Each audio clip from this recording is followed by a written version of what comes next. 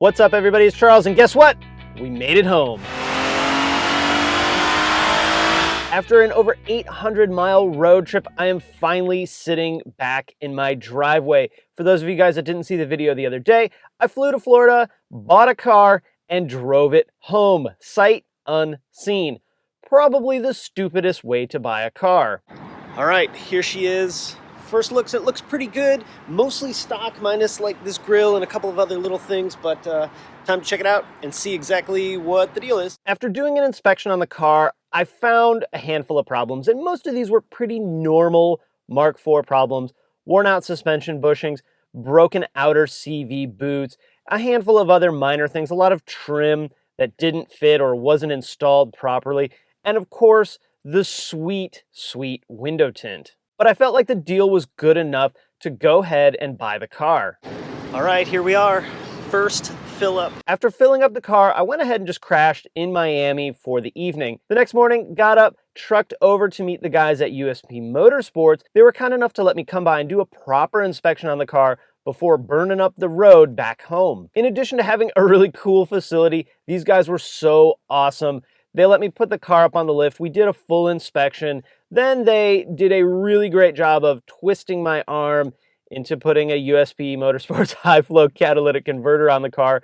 We actually shot a DIY video, so that'll be coming out on their channel at some point. That was a really easy install. In addition to doing the fun thing like putting the high-flow cat on it, we did an oil change, rotate and balance the tires, and then one more bit of sweet talking from Chris, and we put the car on the dyno. This gives us a really good baseline for the car and any future modifications that we may or may not make. And little did I know, but they stuck a couple of USP stainless steel brake lines in the car, which I really appreciate. Thanks, guys. These will be going on very, very soon. Now, we all went over this car as best we could. We did find a handful of things that are going to need attention. I mentioned the bushings already. The bevel box is actually leaking a little bit, which is one of the things that's probably going to get fixed first. In addition to that, we're going to do all the maintenance on the car, whether it was just done or not. So we did a good job at USP, but I wanted to, before I left that area, grab a handful of things for just in case. Now, because I flew there, I couldn't bring my normal toolkit. I couldn't bring extra oil, extra coolant, any of that stuff.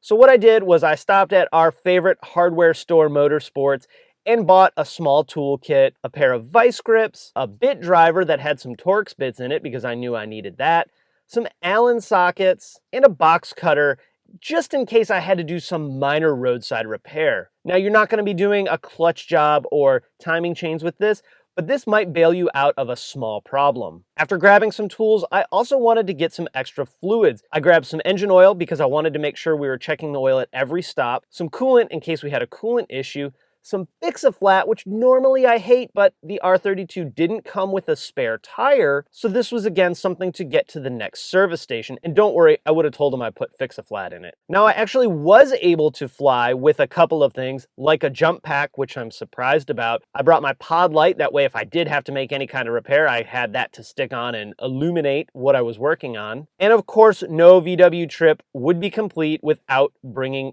not one, but two versions of VAGCOM. So that gave me a bit more confidence that if something really did happen, I'd be able to address it and then get to somewhere where we could actually get the car fixed. And thankfully, the trip was uneventful. That's what everybody hopes for a road trip, right? Despite having a cracked wheel, the car rode pretty well. The roads in South Carolina are terrible, by the way, but it made the trip just fine. Even made a quick pass through in Savannah, which ended up with me sitting in traffic most of the time.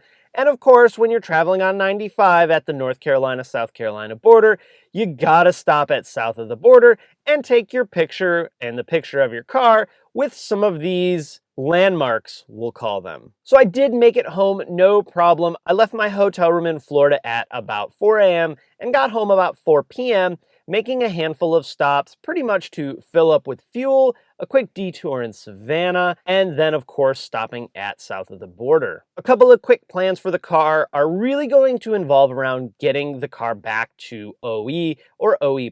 So suspension bushings, we're gonna go through, there's a tie rod that's broken, CV boots, the kind of maintenance stuff, the fluids I mentioned earlier, the maintenance stuff that really does need to be done on the car.